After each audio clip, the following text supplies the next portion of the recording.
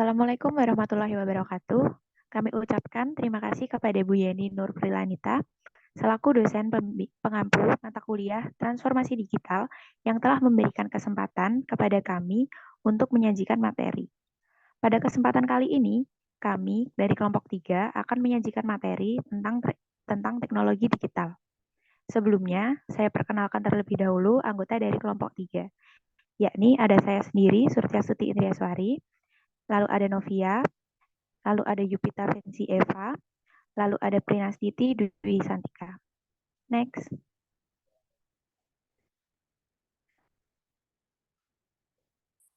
Nah, pada pokok pembahasan kali ini, ada yang pertama, pengertian teknologi digital, ada cara kerja sistem digital, lalu ada sistem logika digital, lalu ada keunggulan teknologi digital, perkembangan teknologi digital, dan yang terakhir ada sistem penyimpanan data. Baik, langsung saja masuk ke pokok pembahasan yang pertama, akan dijelaskan oleh rekan saya.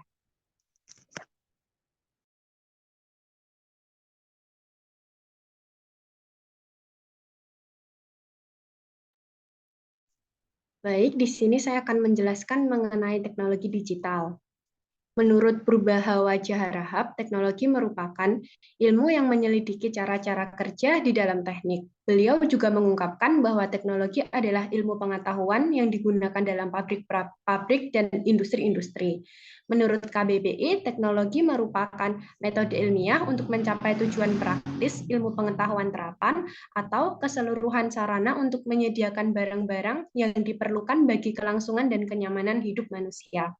Sedangkan pengertian dari teknologi digital adalah teknologi yang dilihat dari pengoperasionalannya tidak lagi banyak menggunakan tenaga manusia. Teknologi digital pada dasarnya hanyalah sistem penghitung cepat yang memproses semua bentuk informasi sebagai nilai numerik atau dapat disebut dengan kode digital. Nah, selanjutnya pengertian dari transformasi digital adalah suatu proses yang diterapkan oleh organisasi untuk mengintegrasikan teknologi digital di semua area bisnis dengan secara mendasar mengubah cara organisasi memberikan nilai kepada pelanggan. Perusahaan mengadopsi teknologi digital inovatif untuk membuat perubahan budaya dan operasional yang beradaptasi lebih baik dengan perubahan permintaan pelanggan. Next slide.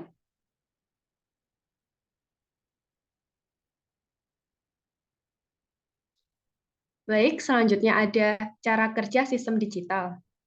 Sistem digital merupakan bentuk sampling dari sistem analog.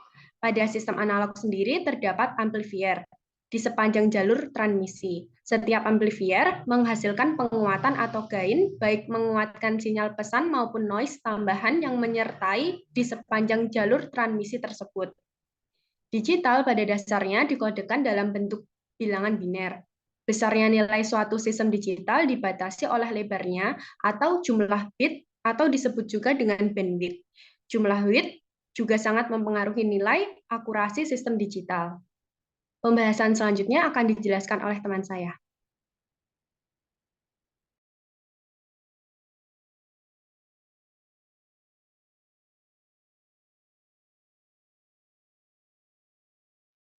Baik, terima kasih atas waktunya. Saya akan menjelaskan mengenai tingkat logika digital, yaitu logika digital adalah sistem logika dasar yang menggerakkan desain papan sirkuit elektronik. Logika digital sendiri merupakan manipulasi nilai-nilai biner melalui teknologi papan sirkuit cetak yang menggunakan sirkuit dan gerbang logika untuk membangun implementasi operasi komputer. Slide selanjutnya.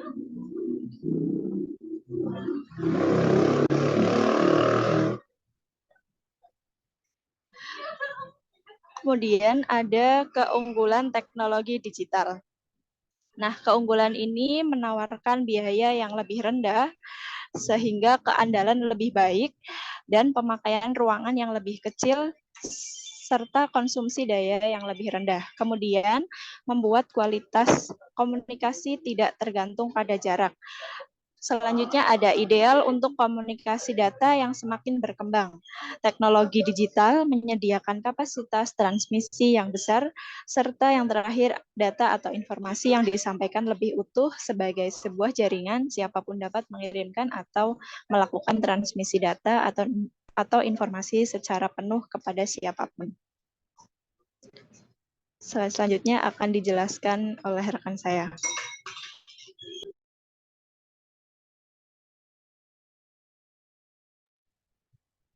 Oke, baik. Terima kasih atas waktunya. Di sini saya akan menjelaskan perkembangan teknologi. Nah, di sini perkembangan teknologi itu dibagi menjadi 5. Untuk generasi yang pertama itu pada tahun 1940 sampai 1955. Nah, di sini program dibuat dengan bahasa mesin menggunakan konsep struktur program. Konsepnya yang digunakan adalah tabung hampa udara. Lalu yang generasi kedua itu pada tahun 1955 sampai 1965.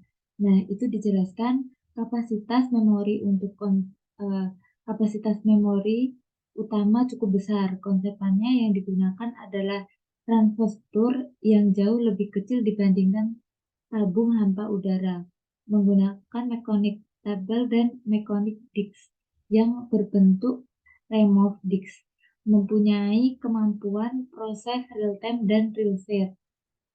Proses operasionalnya juga lebih cepat. Lalu untuk generasi ketiga itu pada tahun 1965 sampai 1980. Nah, di sini jelaskan komponen yang dipakai adalah integrated circuit yang terdiri atas ribuan atau ratusan berbentuk hybrid. Nah, proses operasionalnya jauh lebih cepat dan lebih tepat. Nah, ukuran fisik jauh lebih kecil sehingga penggunanya lebih hemat menggunakan listrik. Lalu untuk generasi kelima itu pada generasi keempat itu pada tahun 1980 sampai 1990. Nah, itu menggunakan Microsoft dan yang berbentuk chip untuk memori komputer. Nah, contoh komputernya itu memakai komputer IBM 370 menggunakan Intel 4004. Lalu itu tuh berdiri pada tahun 1971 oleh perusahaan Intel. Nah, pada tahun 1981 komputer mulai banyak menggunakan sistem Word. Lalu untuk generasi kelima atau yang terakhir itu pada tahun 1990 sampai saat ini. Nah, itu komponen yang digunakan adalah Werlongskron Integration. Kemampuan komputer dikembangkan untuk memecahkan masalah sendiri.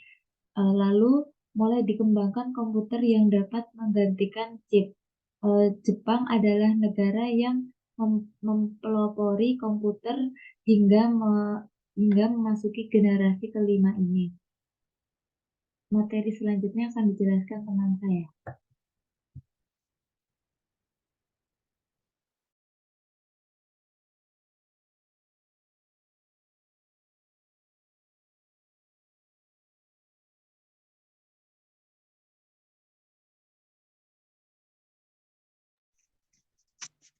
Nah, baik, selanjutnya saya akan menjelaskan mengenai media penyimpanan data. Media penyimpanan data di sini terdapat 4 jenis.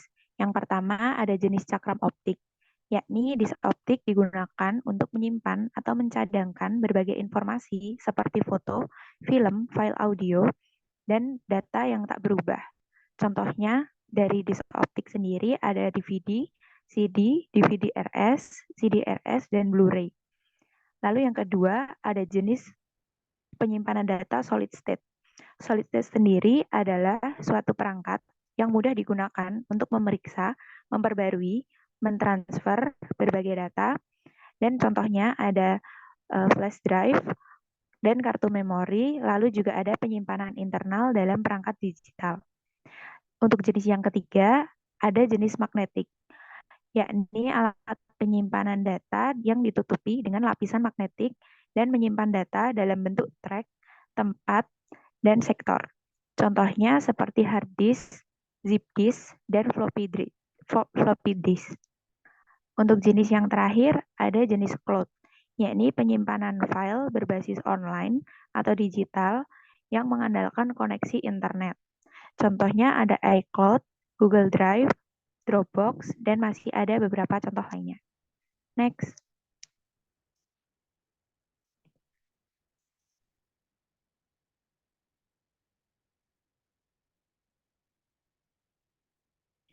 Nah, selanjutnya di sini ada perkembangan teknologi dari MICR. MICR sendiri adalah Magnetic Ink Character Recognition, yakni adalah teknologi yang digunakan untuk memverifikasi keabsahan atau keaslian dokumen kertas, terutama pemeriksaan. Nah, MICR ini sendiri biasanya men-scan contohnya seperti cek yang memiliki kode MICR untuk di-scan pada alatnya. Next.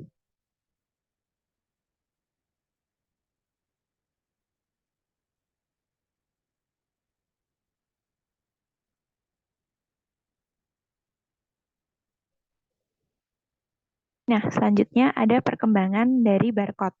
Barcode sendiri adalah sebuah kode representasi angka dan karakter yang terdiri dari bar atau batang dan spasi yang hanya bisa dibaca oleh mesin pemindai.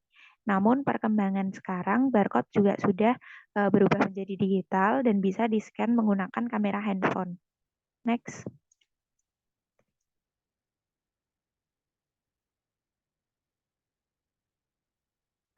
Baik, itu tadi pemaparan materi dari kelompok kami. Di sini kami mengutip quote dari Arthur C. Clarke, yakni mengenai kecepatan perubahan teknologi digital di dunia ini. Yakni dia mengatakan setiap teknologi yang cukup maju setara dengan sihir. Nah, seperti itulah gambaran kecepatan teknologi digital yang sedang kita alami sekarang. Next.